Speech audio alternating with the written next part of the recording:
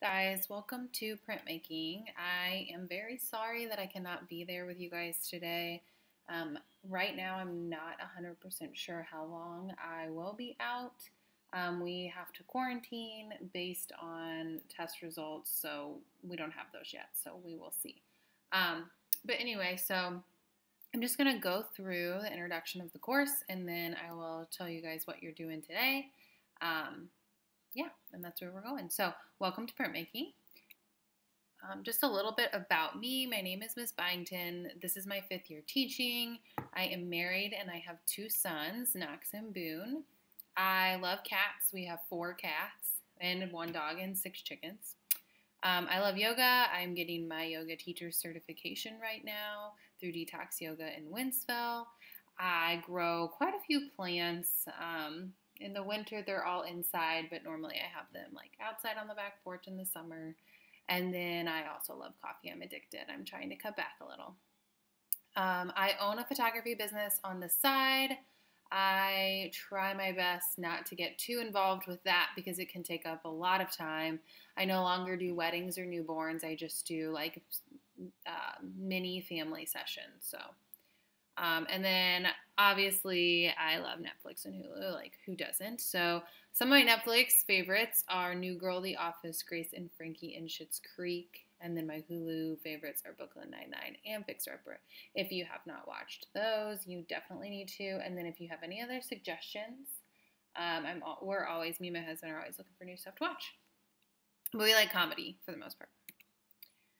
Here's my family. That's me and my husband, and Boone's the little one, and Knox is the bigger one. That was our Christmas card picture. There they are again when Boone could finally sit up. I think at like 6 months maybe. Okay, so about you, I'll just explain this and then I'm going to show you where it is in Canvas later. But sometime during class today, I think it's like your 3rd part of the agenda.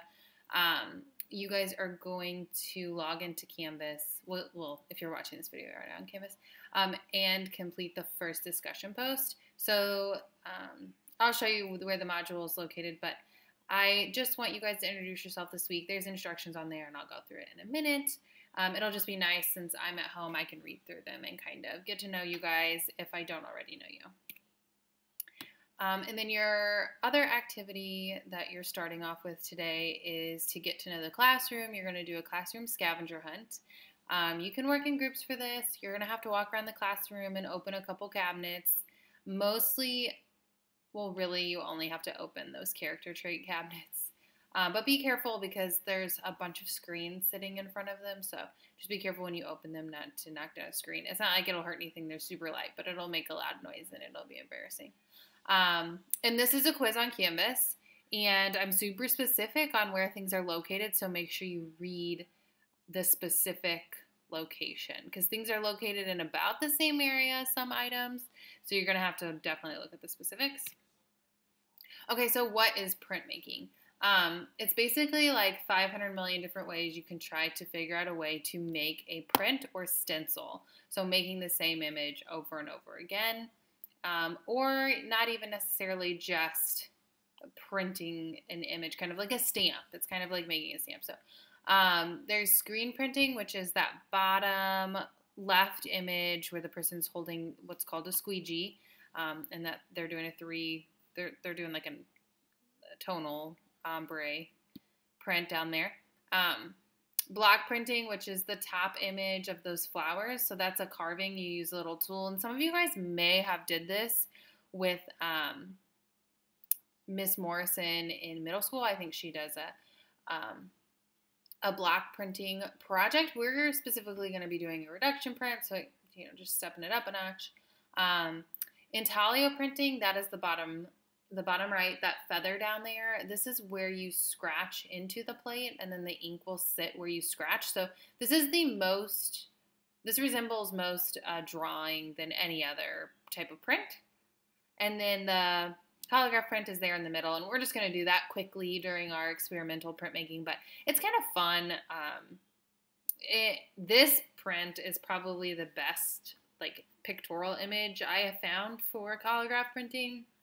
Typically, they're just like an abstract random piece. And it just prints what objects you add to the surface of that plate. So this person added all cardboard, but when we do that, we'll have like lace and glitter and rice and all kinds of stuff you can add and see what it looks like. Okay, so how the semester is going to go. So we will start off with, and you guys will start off today. Hopefully you get the time to start with your artist journals. So this is something that you will need all semester because it is part of your final grade. So you'll be adding to it all semester. So whenever we do a printing project, we print multiples. I typically have you do anywhere from 3 to 5 prints. So like maybe I'll steal one for the display case. Maybe you want to keep one. The other ones you can put in your artist journal to kind of amp that up a little. You can even do a print in your artist journal, which can be really cool. And then we have artist journal prompts. Not all week, not every week, but some weeks, and you'll put them in there. And then that's going to be the first 2 weeks. Then we'll move on to experimental printmaking, which is where we do that collagraph print, which is like that textural print you add to the plate. You'll carve in a potato, which is technically a lino cut. And then we'll do a mono print with watercolor, and that's really fun.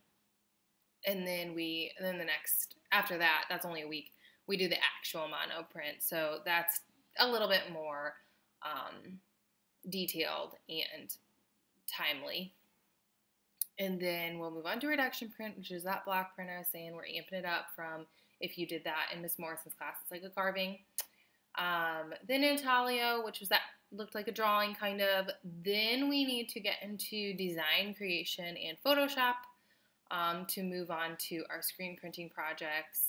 Hopefully we have time for a 2-color screen print, and then you'll have a choice project where you can choose to do, like it's for your final project, not your final, but your last project. You'll get to pick from everything that we've done and create your own, whatever you want. Okay, so here there again, collagraph. That one you can see like the ribbon, and I don't know how they got wood on there, but that's pretty cool. This is the block print. This is not a reduction one. This is just simply a block print. Block carving. Intaglio. That one's really good. And then screen print. This seems like it'd be a 2-color, but it's not. This person painted on the paper first and then printed their image on top. And this is a hand drawing. You guys can create hand drawings or digital images. We'll get there. This is multicolor. This one has like way too many colors. We have, for what we could do, we have a 4-color print. You need groups for this. So like however many people are in your group or however many colors I will let you do because it takes a screen per color. We'll get there, but just know this is like a ton of colors and not possible in our room. And then your choice project. I have a lot of people who do multimedia on this, so they actually, like I've had quite a few people paint something and then do the print on top or something like that. And then again, each week in class, your priority is to be working on your printmaking project. However, I do have times when people finish early or like they've done all they can for that class because they're waiting for prints to dry or something like that. That's when you can move on to your at-home stuff. But other than that, at-home stuff needs to be done at home, which is your discussion post and journal prompt. However, I do want to make sure that you guys are looking at these at the beginning of the week, each week, because some things you might have to do in class. I have a lot of times where I have you guys do an in-progress piece to the discussion post. So you'll post your piece that's in progress, so it's not done. And so many people don't look at that, and then they're finished, and then they're like, oh, shoot, I didn't get a picture of it in progress. So always look at it at the beginning of the week. Okay, so you guys can get going. How do I click out of here? Escape? Okay. Am I still recording? Yes. Okay. So let me go to Canvas and just show you guys. So you've been here. You've watched my introduction video. Now, hopefully you made it to this part, to the video, and you're here. So these are the things you guys are going to be doing. So here's the discussion post for the week that I want you to do today, and here's the quiz that you guys are going to be doing, walking around the classroom. I'll just preview it for you guys so you can see. So it's one question, it's matching. The images that are going to be helpful are up here. And then down here, you're going to do matching for like where they're located in the classroom.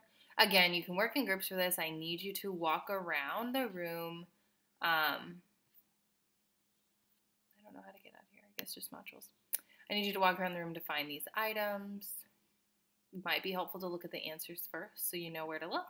And then discussion. You guys should be introducing yourself. It's going to, like I said, be helpful since I'm at home and I don't get to see you. You can talk about whatever, hobbies, sports, pets, family, whatever you like. I just want to get to know you. But these are discussion post requirements every week. So every post needs to be 5 sentences, that initial post. And here's my example here, which is much longer. But and then you need to respond to 2 peers. So to get full credit, you have to respond to 2 peers. Otherwise, you're not getting full credit for your discussion post each week. And each response needs to be 2 sentences. And make sure your posts are thoughtful and include rich content. If you reply to a peer that says cool, you're not getting points for that. So just know. I mean, you can do it, but you're not going to get points. It's a waste of your time. And then here's my introduction if you want to read through. So I believe that's it. And then once you finish all of this stuff today, you can move on to the project description video for our artist journals, which is that first project I was talking to you guys about there in this video.